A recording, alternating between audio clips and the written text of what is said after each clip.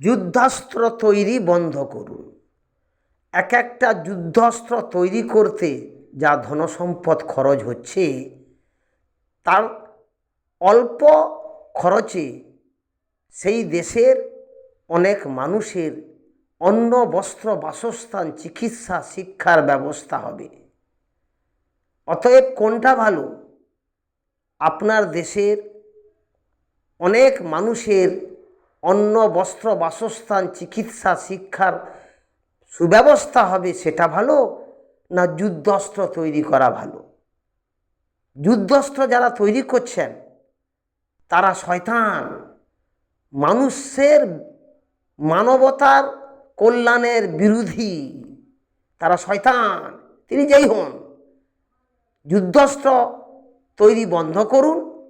মানুষের কল্যাণের জন্য, মানুষের অন্ন, বস্ত্র, বাসস্থান, চিকিৎসা, শিক্ষার জন্য ভালো থেকে ভালো ব্যবস্থা করুন। এটাই আমার অনুরোধ।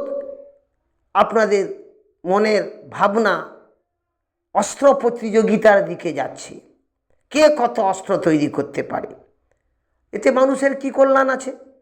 এই অস্ত্রের দ্বারা একটা মানুষকে বাঁচানো গেছে, অসংখ্য মানুষকে মারা হয়েছে।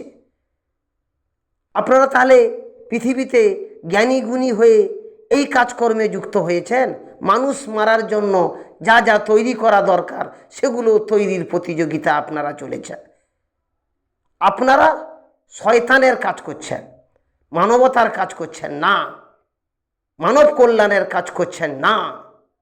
আপনাদের একদিন ফল পেতে হবে, আপনাদের একদিন ফল পেতে হবে।